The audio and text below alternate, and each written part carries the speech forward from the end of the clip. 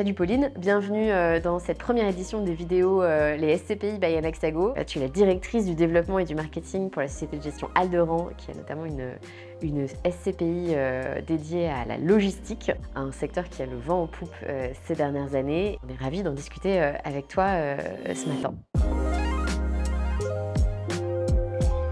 Donc la logistique, secteur un peu vieillissant il y a quelques années, qui a connu un renouveau extraordinaire, plus de 5 milliards de transactions l'année dernière. Comment est-ce que tu expliques toi un tel succès du marché et à ton avis, quelles sont les perspectives? Alors, je pense qu'il y a 3 éléments principaux. Le premier, c'est la prise de conscience du caractère stratégique de cette classe d'actifs.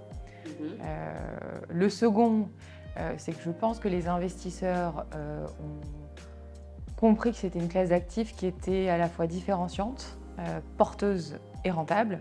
Et sur le côté différenciant, j'en veux pour preuve qu'avant le lancement d'Activimo en septembre 2019, il n'y avait aucun véhicule qui était complètement dédié à cette classe d'actifs. Le dernier élément, c'est qu'on a assisté à un afflux de capitaux étrangers sur le marché de la logistique. Et notamment, on a assisté à l'arrivée d'investisseurs anglo-saxons qui représentent la moitié des investissements sur cette classe d'actifs, qui se rendent compte que le marché français est un marché qui était un peu en retard et qu'il y avait de belles progressions à voir venir sur à la fois les loyers et sur les valeurs des actifs. La SCPI Activimo, aujourd'hui, c'est plus de 500 millions d'euros de capitalisation, 5,5% de taux de distribution. En fait, de 2019 à 2022, vous passez de 0 à 500. C'est un énorme succès. Faut l'investir, cet argent. Dans quel type d'actifs vous investissez? Alors, comme le nom de la SCPI l'indique, on investit à la fois sur des locaux d'activité, des entrepôts et de la logistique urbaine. On va privilégier des actifs qui sont situés en périphérie des centres urbains. On va privilégier des actifs qui sont faciles d'accès par la voie routière. On va regarder des actifs qui peuvent valoir jusqu'à 20 millions d'euros. Et on va privilégier des actifs qui sont flexibles, qui sont malléables. On va éviter typiquement des entrepôts frigorifiques ou des entrepôts robotisés. Pourquoi? Parce qu'on pense que c'est des bâtiments qui peuvent devenir vite obsolètes. Jusqu'à présent, on avait fait un focus sur le territoire français, mais on est ravis d'annoncer que depuis ce mardi, on a investi pour la première fois en Espagne, en l'occurrence à Madrid et à Alicante. Okay. C'est quoi pour vous les gros enjeux de gestion et d'administration des actifs que vous investissez? Parce que donc, il y a une taille moyenne d'actifs, tu disais à peu près 5 millions d'euros. Oui. Vous pouvez aller jusqu'à 20 millions d'euros. C'est quoi vos gros enjeux? Je pense qu'il y a 2 éléments principaux. Le premier, c'est lutter contre l'obsolescence des bâtiments, donc prévoir des travaux réguliers. Et le deuxième, c'est toujours anticiper et répondre aux besoins de nos locataires. Typiquement en anticipant des extensions de bâtiments quand cela est possible. Est-ce que le rendement de 5,5% sera toujours d'actualité en 2022? Qu'est-ce qui pourrait le faire baisser et à contrario, qu'est-ce qui pourrait le faire augmenter? Alors, sans trahir de secret, je pense qu'on devrait tenir notre objectif de début d'année qui était de 5,5%. Belle performance.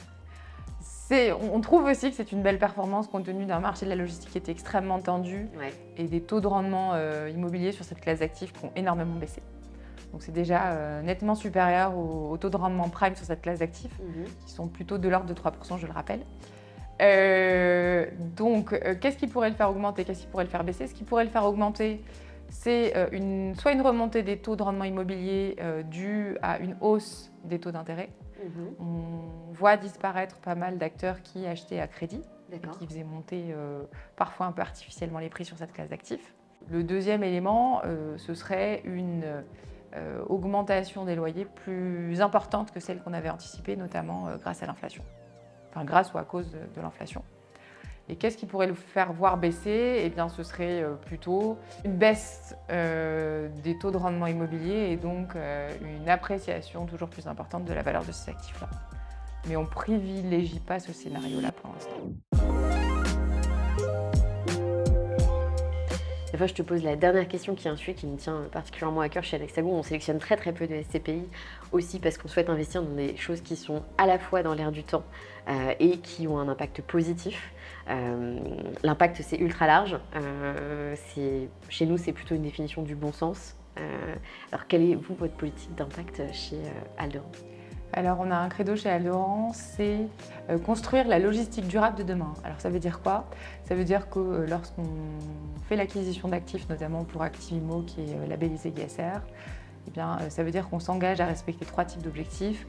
Des objectifs environnementaux pour limiter l'impact de nos bâtiments, des objectifs sociaux pour allier à la fois performance de nos bâtiments à usage logistique et bien-être de leurs usagers dans les locaux, et enfin des objectifs de gouvernance.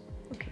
Et ensuite, l'idée, c'est d'améliorer tout au fil des ans la performance de ces bâtiments. Merci beaucoup Pauline pour toutes ces informations. On a appris plein de choses ce matin sur Alderan, sur la SCPI Activimo et sur le marché de la logistique. Donc je te remercie pour cette intervention. Merci beaucoup.